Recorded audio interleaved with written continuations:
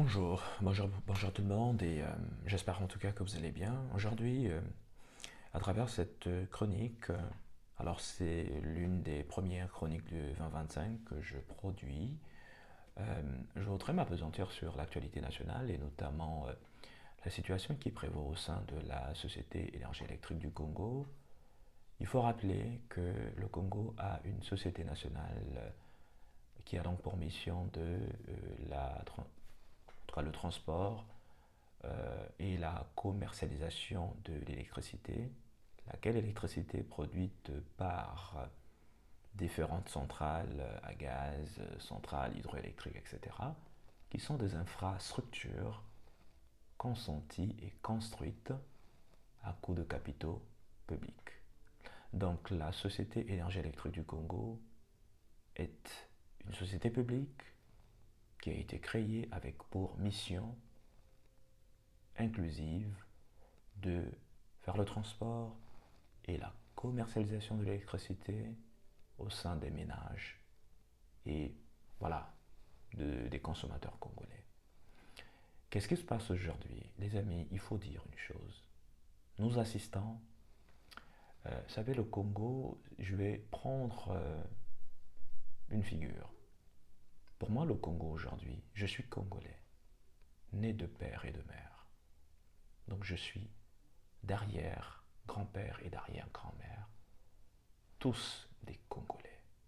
Donc j'ai voix au chapitre et et j'ai droit à une opinion concernant la marche de mon pays.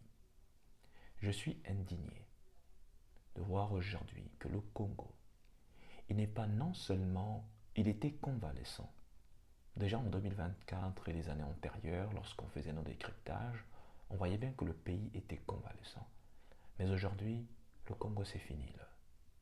Qu'aujourd'hui on peut dire que nous assistons tout simplement aux funérailles de notre pays, mais mieux encore, ceux qui ont contribué à l'anéantir et à l'abattre ne se cachent plus de profaner le cadavre au Congo. Ils sont en train de profaner le Congo devant les Congolais.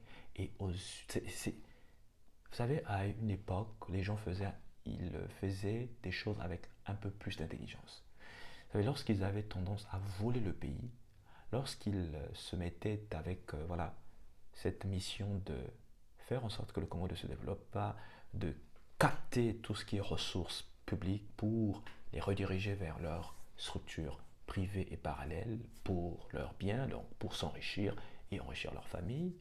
Je crois qu'à une époque, ils faisaient des choses avec un peu plus d'intelligence. Mais aujourd'hui, les gens ne se cachent plus. Tellement que les Congolais sont pacifistes, tellement que les Congolais sont, mais alors, d'une passivité légendaire, que les bourreaux d'hier ne se cachent plus aujourd'hui. Mais alors, nous assaillent au grand jour.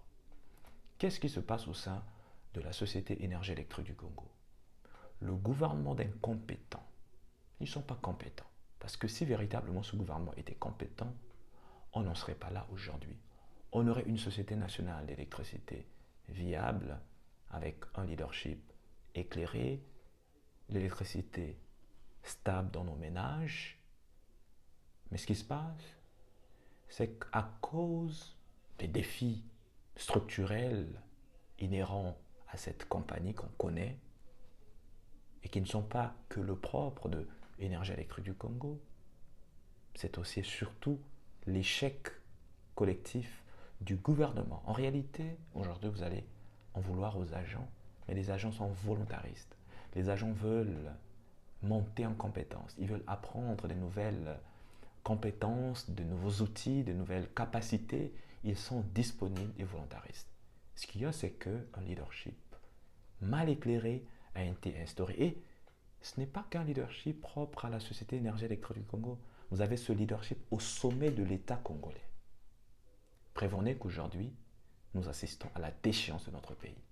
Et donc les mêmes incompétents qui ont contribué à la déchéance du pays, à faire en sorte que cette compagnie énergie électrique du Congo soit perclue et presque, mais alors complètement inefficace dans ses opérations, eh bien, le gouvernement congolais a trouvé la manie fâcheuse de faire venir, semble-t-il, des Sénégalais à travers la société Sénélec, donc Société nationale d'électricité du Sénégal, pour établir un contrat dit d'arrimage avec une branche, je crois, une filiale qui doit être filiale Congo, filiale de Sénélec, donc qui va être filiale congolaise, j'imagine, sous droit congolais, qui aura donc pour mission en fait de supplanter Énergie électrique du Congo, qui je rappelle est une société publique dans laquelle travaillent des Congolais qui ont des familles, qui ont des engagements pour donner la gestion,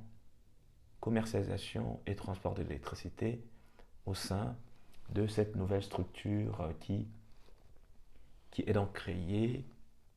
Et laquelle structure en réalité, lorsque vous grattez la profondeur, lorsque vous allez dans les méandres de cette nouvelle structure dite filiale de Sénélec, en fait, en réalité, vous avez là les mêmes nantis du pouvoir qui sont les actionnaires.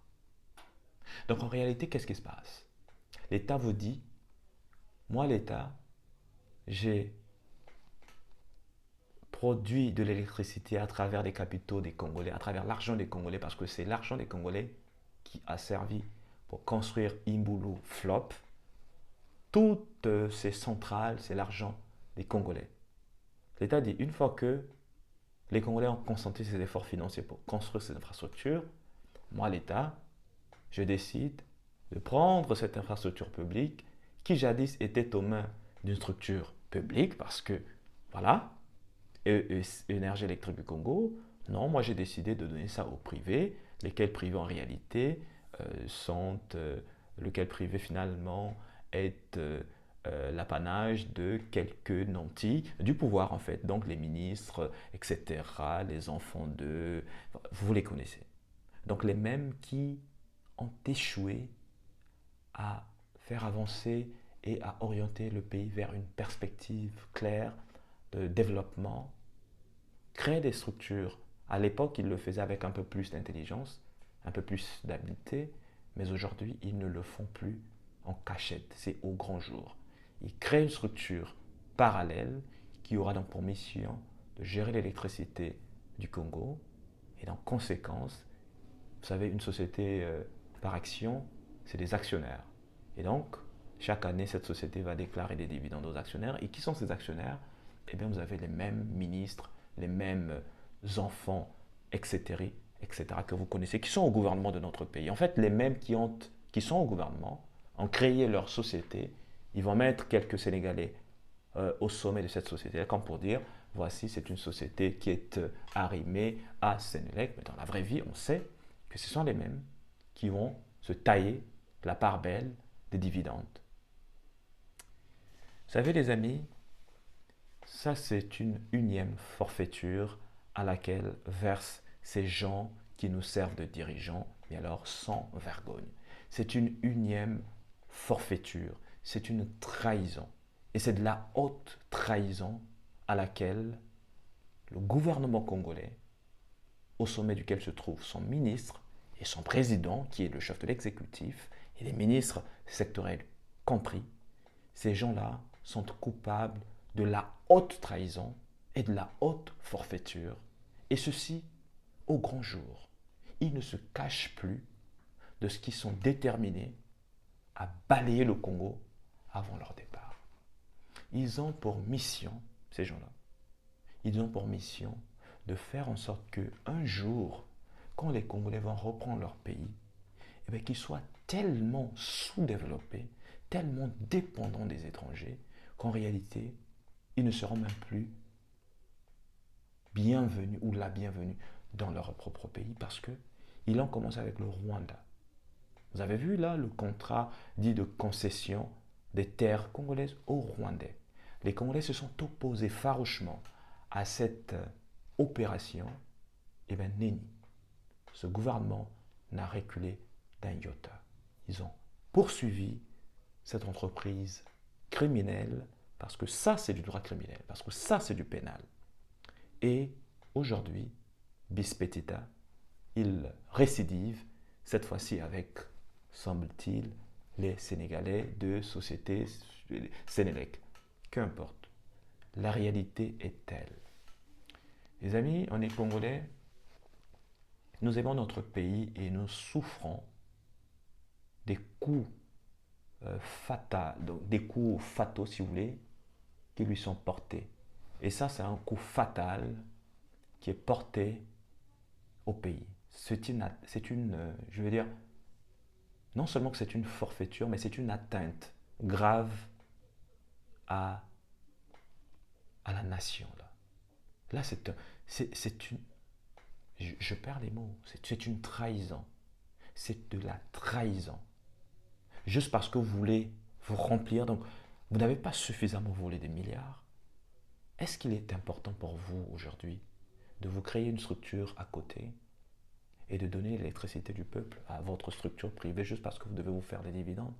Est-ce que vous n'êtes pas suffisamment engraissé avec l'argent qui passe, voilà, l'impôt qui passe par exemple par la banque postale, etc., au lieu de passer au trésor public? Est-ce que vous n'êtes pas suffisamment gavé de tout ce qui est des contrats avec SNPC, etc., l'argent qui reste dans les paradis fiscaux, des Panama Papers, etc.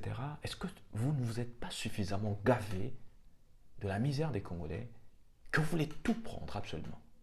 Avec la fibre optique, on se rappelle encore, fibre optique que finalement des intérêts bien compris au sein du palais, au sein de la présidence, les gens ont mené la guerre à Congo Télécom parce qu'ils voulaient absolument prendre le contrôle de la fibre optique et vendre à Congo Télécom la fibre, comme on vendrait par exemple à MTN ou alors à RTL qui sont des structures privées, alors que Congo Télécom c'est le patrimoine national. Eh bien, c'est la répétition. Voyez, ces gens-là n'ont aucune volonté de construire un Congo meilleur, de nous faire avancer vers des lendemains meilleurs. Ils n'obéissent qu'à une seule logique: piller, vendre tout ce qu'ils peuvent vendre, gager pour des générations tout ce qu'ils peuvent gager, piller tout ce qu'ils peuvent piller et dépouiller les Congolais jusqu'au dernier iota. Je pense qu'il faut que nous prenions conscience en tant que Congolais. Ce qui se joue, c'est notre souveraineté, notre droit d'exister en tant que peuple en Afrique centrale sur une terre de 342 000 km². Cette terre qui nous a été léguée par les pères de notre indépendance et qui aujourd'hui, peu à peu, on vend déjà une partie au Rwanda à travers des contrats mafieux et très douteux signés par M. Denis Christel Sassou Nguesso, le fils du président, qui veut par la suite devenir président au sein de notre pays. Il a signé des contrats avec les Rwandais, le Rwanda qui aujourd'hui est épinglé pour son rôle déstabilisateur à l'est en République démocratique du Congo. Non mais je suis outré par cette mégalomanie qui anime ceux qui nous gouvernent. Et de croire qu'on peut être aussi cynique à ce niveau-là, je ne crois pas que les Congolais puissent rester éternellement dans la passivité. Et d'ailleurs, je loue le courage des agents de la Société Énergie électrique du Congo qui sont debout à travers des syndicats, etc. Ma prière, c'est que les syndicats ne se laissent pas emberlificoter par des promesses absurdes et occultes qui ne regardent pas seulement leurs intérêts mesquins, mais que réellement ces syndicats-là tiennent ferme face à ce gouvernement incompétent qui doit laisser notre pays être dirigé par des gens qui ont le goût et la volonté de travailler pour développer le Congo, pour les Congolais. Portez-vous bien les amis et maintenez la pression parce que les incompétents ne comprennent que le langage de la pression et il faut maintenir cette pression-là. Ne cédez pour rien au monde. Et les Congolais de tous bords vous soutiennent et nous sommes avec vous de tout cœur. À très bientôt.